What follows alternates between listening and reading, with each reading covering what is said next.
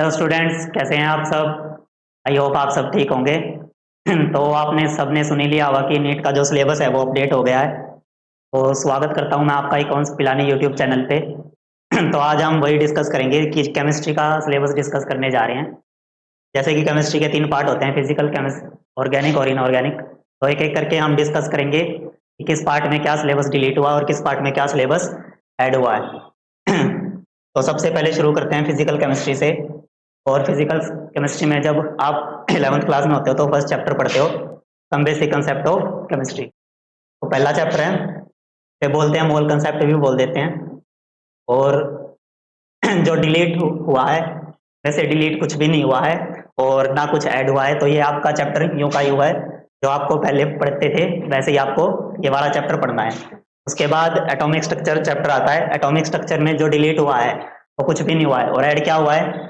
Elementary idea of quantum mechanics, concept of orbitals, one electron wave function, variation of psi and psi square with r, 1s and 2s orbital. अच्छा, जो ये नया syllabus add हुआ है, ये थोड़ा थोड़ा क्वांटम का आइडिया देता है। क्वांटम के कंसेप्ट यहाँ यूज होंगे, तो वो सब आपको पढ़ने हैं। के बाद इक्विलिब्रियम आता है। इक्विलिब्रियम में जैसे दो पोर्शन रहते हैं आपके, एक कौन सा, केमिकल इक्विलिब्रियम और दूसरा आयनिक इक्विलिब्रियम। तो दोनों पोर्शन हमारे सेम है, केमिकल प्लस आयनिक। तो यहाँ से भी कुछ ना कुछ डिलीट हुआ और ना कुछ ऐड हुआ है। तो यूं का यूं चैप्टर हमें पढ़ना है। फिर तीसरा है केमिकल थर्मोडायनेमिक्स। केमिकल थर्मोडायनेमिक्स से दो टॉपिक डिलीट कर दिए गए हैं। पहला कौन सा है? Enthalpy of dilution. और दूसरा कौन सा है? Third law of thermodynamics. Basically third law of thermodynamics क्या होता है? एंट्रोपी को। तो वो वाला जो थर्ड लॉ से एंट्रोपी आती है, वो वाला पोर्शन डिलीट कर दिया गया है।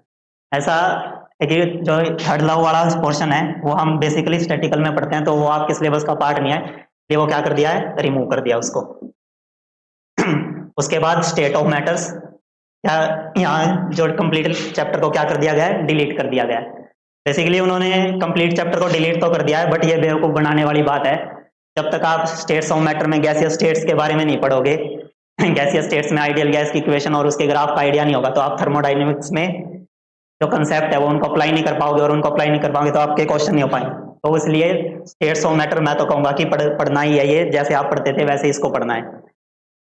उसके बाद solid state. Solid state 12th का फर्स्ट चैप्टर रहता है, उसे कंप्लीटली डिलीट कर दिया गया है। उसके बाद आगे चलते हैं। और फिजिकल केमिस्ट्री में ही अगला चैप्टर कौन सा है? Chemical kinetics. केमिकल काइनेटिक्स में ना कुछ डिलीट हुआ है और ना कुछ ऐड हुआ है। के बाद सॉल्यूशन। सॉल्यूशन में एक नया टॉपिक ऐड हो गया है, वेंटो फैक्टर।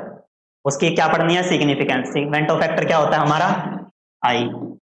तो वेंटो फैक्टर की जो सिग्निफिकेंस है उन सब के बारे में पढ़ना है।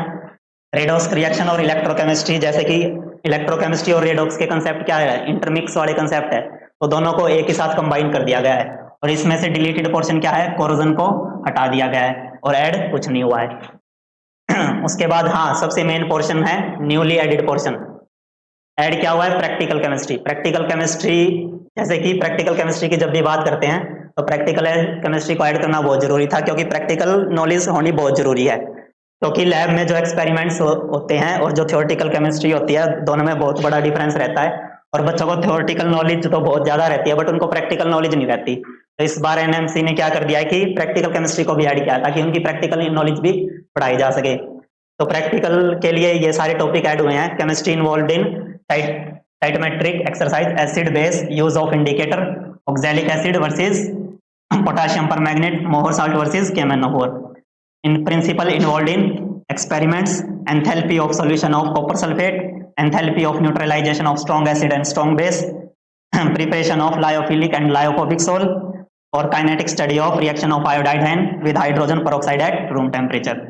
जब प्रैक्टिकल केमिस्ट्री से किस टाइप के क्वेश्चन आ सकते हैं? उनमें से इस टाइप के क्वेश्चन रह सकते हैं, जैसे कि आपको कोई क्वेश्चन दिया होगा और उसमें एक रिएक्शन दी होगी और उसका कुछ ना कुछ प्रोडक्ट में जो गैस इन्वॉल्व रही होगी, तो आपको क्या पूछा जा सकता है कि हमें कोई गैस मिल रही है, उसका ऑर्डर ये है और उसका कलर ये है, तो हमें उस गैस का पता होना चाहिए कि वो गैस किस कलर की है और उसका ऑर्डर क्या रहा होगा।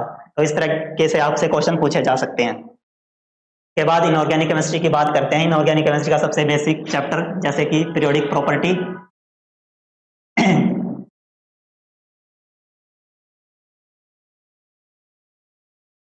तो इसमें से ना कुछ पोर्शन डिलीट हुआ है और ना कुछ ऐड हुआ है। बेसिकली डिलीट करना बनता भी नहीं है, क्योंकि पीरियोडिक प्रॉपर्टी तो सबसे बेसिक चैप्टर है, अगर उसी को नहीं पढ़ेंगे तो हम आगे वाले चैप्टरों में कंसेप्ट नहीं अप्लाई कर पाएंगे। वैसे ही chemical bonding most important chapter रहता है। अगर इनऑर्गेनिक और ऑर्गेनिक के नजरिए से बात करें, अगर बॉन्डिंग के बारे में नहीं पता तो बहुत कुछ मिस कर जाएं। तो डिलीट कुछ भी नहीं हुआ है और एक नया पोर्शन ऐड कर दिया है, elements idea of metallic bonding. थोड़ा बहुत मेटालिक बॉन्डिंग के बारे में पढ़ना पड़ेगा। अच्छा, एस ब्लॉक जैसा कि ग्रुप 1 और ग्रुप 2, कौन कौन से ग्रुप 1 एंड 2, उनको कंप्लीटली क्या कर दिया, रिमूव कर दिया। अच्छा, पी ब्लॉक की बात करते हैं। पी ब्लॉक में, अच्छा पी ब्लॉक में कौन से ग्रुप आपको पढ़ने हैं, 13 to 18, मतलब सारे के सारे ग्रुप जितने भी पी ब्लॉक में आते हैं वो हमें सारे पढ़ने हैं। अच्छा, डिलीटेड पोर्शन क्या क्या रहा है पी ब्लॉक में। सबसे पहले हम बात करें कंपाउंड्स ऑफ पी ब्लॉक। अच्छा, कंपाउंड्स में जैसे बोरॉन के कंपाउंड्स पढ़ते थे, फॉस्फोरस के कंपाउंड पढ़ते थे, सल्फर के कंपाउंड पढ़ते थे, उन सब के कंपाउंडों को क्या कर दिया, रिमूव कर दिया। बोरॉन में जैसे बोराजिन की बात करूं या फिर बोरिक एसिड की बात की जाए, बोरेक्स की बात की जाए, सारे क्या कर दिए हैं, रिमूव कर दिया, कंपाउंड्स ऑफ पी ब्लॉक। उसके बाद method of preparation, properties and there uses. अच्छा, जो कंपाउंड बनाने के लिए हम जिन मेथडों का यूज करते थे उनको भी क्या कर दिया, रिमूव कर दिया। उसके अलावा जैसे कि बोरेक्स हो गया, बोराजिन हो गया, जैसे ये हमारे कंपाउंड है तो इनका एप्लीकेशन पार्ट या यूज जो भी था वो उनको भी क्या कर दिया, रिमूव कर दिया। अच्छा, ऐड क्या किया है, ऐड कुछ भी नहीं हुआ है। उसके बाद डी एंड एफ ब्लॉक की बात करें तो एज इट इज चैप्टर रखा गया है, ना कुछ ऐड हुआ है ना डिलीट। अच्छा, मोस्ट इंपॉर्टेंट चैप्टर अगर और कोऑर्डिनेशन केमिस्ट्री की बात करें इनऑर्गेनिक केमिस्ट्री से तो ये चैप्टर यूं का यूं है, ना कुछ ऐड हुआ है और ना कुछ डिलीट हुआ है। आगे चलते हैं और अब बात करते हैं इनऑर्गेनिक केमिस्ट्री के प्रैक्टिकल्स की।